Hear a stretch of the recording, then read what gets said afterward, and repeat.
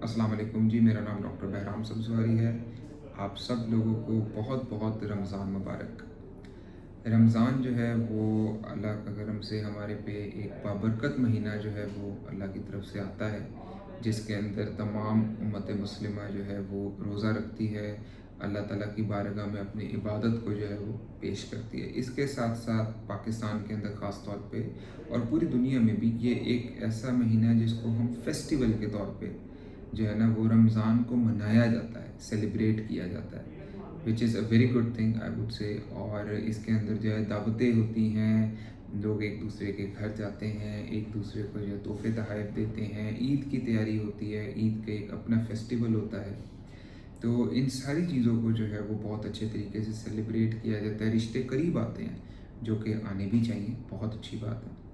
लेकिन साथ में एक चीज़ का जो है वो हम ख़याल भूल जाते हैं कि आखिरकार रोज़े का जो है वो इबादत के अलावा रोज़े का जो है वो मकसद क्या है? देखें, टेक्निकली अगर थोड़ा-सा मेडिकल पर्सपेक्टिव की तरफ अगर मैं जाऊँ, तो अगर आप देखें तो रमज़ान जो है वो हम क्या कहते हैं कि जी ये जिस्म की जो है वो ज़कात दी जाती है। तो रमज़ान में जो है जो आप रोज़ा रखते हैं, सुबह जो है वो फ़जर की अज़ान से पहले जो है ना वो आप अपना सहर करते हैं, उसके बाद फिर सारा दिन ना खाते हैं, ना पीते हैं और रोज़मर्रा के सारे काम भी करते हैं और उसके बाद फिर मगरिब की अज़ान के बाद इफ़्तार करते हैं। ऐसे में हमारी बॉडी के अंदर क्या चेंजेस आते हैं, मैं उस चीज़ को जो है डिस्कस करना चाहता हूँ और इसकी सिग्निफिकेंस क्या अहमियत है। लेकिन पाकिस्तान में रहते हुए और कुछ हमारे सब कॉन्टिनेंट में रिवाज भी कुछ इस तरीके का है, उसको फॉलो करते हुए हम क्या चीज़ गलत कर जाते हैं। देखें, हमारी बॉडी जो है वो डे टाइम में जो है जब इतना ज़्यादा फास्टिंग के अंदर जाती है, उसके अंदर जो है ना वो हमारा ऑटोफेजिया होता है। ऑटोफेजिया के अंदर क्या होता है कि बॉडी जो है वो अपने एक्स्ट्रा सेल्स जो होते हैं, जो कि आप कह सकते हैं कि एक तरीके से मेल फॉर्म्ड या डीफॉर्म्ड सेल्स हैं, उनको जो है ना वो ईट करती है, ताकि जो है वो हमारी बॉडी की क्लेंजिंग हो सके। ठीक है, ऐसे में हम लोग जो हैं वो एक मेजर मिस्टेक करते हैं, जिसके अंदर सुबह के तौर पे नाश्ते में या सुबह शहर में हम लोग जो है वो बहुत ज़्यादा हाई कैलोरिक डाइट जो है ना, जिसके अंदर बहुत ज़्यादा कैलोरीज हों, उस वाली डाइट का इंटेक करते हैं और ज़्यादातर कार्बोहाइड्रेट्स का इंटेक करते हैं। कार्ब्स का इंटेक करने से क्या होता है कि नंबर वन, एक तो प्यास लगती है, नंबर टू कार्ब्स बहुत इजीली डाइजेस्ट हो जाती हैं और उसके बाद फिर वो आपकी बॉडी के अंदर जो है ना वो फैट के स्टोरेज के तौर पर डिपॉजिट होती हैं, जिसकी वजह से आपका जो है वो बेली फैट बनता है। ठीक है जी। उसके बाद फिर जब बात आ जाती है इफ्तार की, तो इफ्तार के अंदर आप सबको इस चीज़ का बहुत अच्छे से पता है कि जी समोसे, पकौड़े और दही बल्ले और इस तरीके से जो है ना वो हैवी किस्म का जो है ना वो इनटेक किया जाता है। और दूसरी जो बात है वो ये है कि इफ्तार अलहदा और डिनर अलहदा किया जाता है। तो इफ्तार के अंदर स्नैक्स वगैरह और ये जिसे कहते हैं ना अलहदा चीज़ें होती हैं, और जो डिनर होता है उसके अंदर जो है बाकायदा तौर पे हैवी किस्म की बिरयानियाँ और आप लोगों का जो है ना वो रोटी का जो है ना साथ में हैवी किस्म का सालन, निहारियाँ, दावतों में भी ये चीज़ होती है। इफ्तार का जो है वो बंदोबस्त अलहदा होता है और डिनर का जो है वो बंदोबस्त अलहदा होता है। ऐसे में हमारी बॉडी को जो है वो ऑटोफेजिया का टाइम नहीं मिल पाता, क्योंकि हम ऑलरेडी इतना एनर्जी कंजम्पशन कर रहे हैं, वो इतना ज़्यादा इंसुलिन प्रोड्यूस कर रहा होता है उसको मैनेज करने के लिए, कि इंसुलिन ब्रेकडाउन के बाद फिर वो हमारी बॉडी में फ़ैट के तौर पे डिपॉजिट होता है।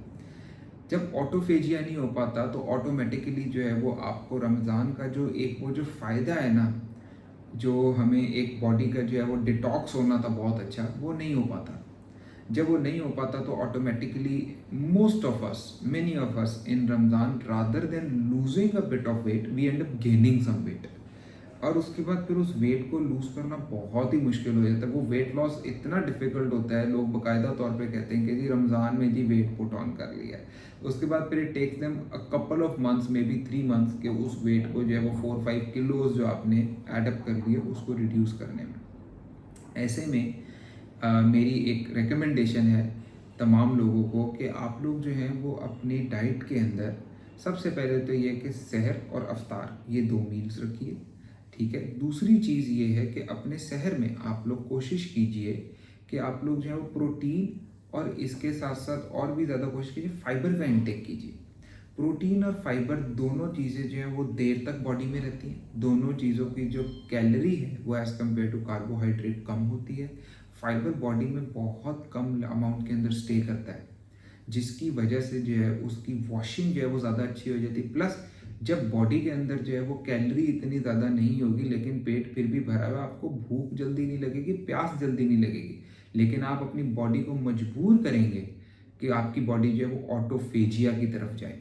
आपकी बॉडी जो है जितने भी उसके एक्स्ट्रा डेड सेल्स हैं उनको एक्यूमुलेट करे, उनको जो है वो ईट अप करे, जिसकी वजह से आपकी बॉडी का डिटॉक्स होगा। इसी तरीके से अगर हम डाइट की बात करते हैं, सहरी में क्या लेना चाहिए, सहरी के अंदर आप लोग चाहें तो बहुत ज़्यादा जो है फ्रूट्स का इंटेक कीजिए। आप लोग चाहें ताकि आप लोगों का वाटर कंटेंट बढ़े, आप लोग पानी ज़्यादा पीजिए, ठीक है। लस्सी बना सकते हैं, वो पी सकते हैं, उससे भी प्यास नहीं लगती। इसके साथ साथ आप लोग जो है वो ग्रेन्स का इंटेक कीजिए, ग्रेन्स में बहुत ज़्यादा फाइबर होता है। तो इस तरीके से आप लोग जो है वो फाइबर का इंटेक कर सकते हैं। हाई फाइबर कंटेंट के अंदर जो है वो आप जो है ना एडिबल्स को लीजिए। अगर हम यही इफ्तार की बात करते हैं तो इफ्तार के अंदर मेरी रिकमेंडेशन होगी, रादर देन हम लोग क्या करते हैं, चाय, समोसे, पकौड़े और जूसेस और जिसे कहते हैं शेक्स, और इतना ज़्यादा जो है ना वो हैवी डाइट की तरफ चले जाते हैं। और उसके बाद फिर डिनर अलग, बिरयानियाँ वगैरह उसमें फिर अलग चल रही होती हैं। तो आपका जो स्टमक का जो है ना वो एक लोड होता है वो बहुत ज़्यादा बढ़ जाता है। उससे बहुत बेहतर है डिनर के अंदर आप लोग जो है इफ्तार में डायरेक्ट अपना डिनर कीजिए, ठीक है। 1 खजूर, 2 खजूर, इससे आप इफ्तार कीजिए, साथ में पानी पीजिए ताकि आपका जो वाटर कंटेंट है वो रिप्लेनिश हो, ठीक है। इसके बाद यू कैन हैव अ चपाती, और उसके साथ आप जो है वो रोज़मर्रा का जो आपके घर के अंदर जो सालन बना है वो आप ले सकते हैं। प्रोटीन का इंटेक बहुत अच्छा रखिए, एग्स खाइए, ठीक है। अपने अंदर फाइबर का कंटेंट अच्छा रखिए, फ्रूट्स खाइए, दही का इंटेक कीजिए, वो बहुत अच्छे हैं। ग्रेन्स का इंटेक कीजिए, वो आपके लिए बहुत अच्छा है, ठीक है। अगर आप इस चीज़ की तरफ बहुत ज़्यादा निहारी और इन चीज़ों की तरफ जाएंगे, ऑटोमेटिकली ऑटोफेजिया नहीं हो पाता। ऑटोफेजिया का फ़ायदा क्या, आपके जितने भी एक्सेस सेल्स हैं जब ये एक्यूमुलेट होते हैं दे ऑल कॉज कैंसर। तो आपकी बॉडी एक्चुअली रमज़ान में you can prevent from cancer. तो आप लोगों के लिए जो रमज़ान एक बेहतरीन महीना है जिसके अंदर आप अपनी पूरी बॉडी का एक अच्छा डिटॉक्स कर सकते हैं, अपने आप को वापस रिफ्रेश कर सकते हैं, अपने आप को पूरे साल का जो आपने जो है वो बदपरहेज़ी की हुई है रमज़ान के अंदर आके आप उसको बेहतर बना सकते हैं। तो इस सारी चीज़ से जो है फ़ायदा उठाइए, अल्लाह ताला का तरफ से ये एक तोहफ़ा है। इस तोहफ़े को जो है वो अच्छे तरीके से ना सिर्फ सेलिब्रेट कीजिए बल्कि कोशिश कीजिए कि इसके अंदर आपकी बॉडी जो है पहले से ज़्यादा हेल्दी ही हो। तो अपने और अपने इर्द गिर्द के लोगों का तमाम का ख्याल रखिए। अगर आप में से कोई भी जो है वो न्यूरोलॉजिकल डेफिसिट से गुजर रहा है, कोई ऐसा बीमारी जिसके अंदर नर्व्स इन्वॉल्व हैं, जैसे कि फालिज हो गया, लकवा हो गया, राशे की बीमारी हो गई, रीढ़ की हड्डी का मसला हो गया, तो आप जो है वो शादमान मेडिकल सेंटर में मेरे से इलाज करवा सकते हैं। मेरा नाम डॉक्टर बहराम सब्जवारी है। अपना और अपने गिरद नवाब लोगों का ख्याल रखिएगा। बहुत शुक्रिया।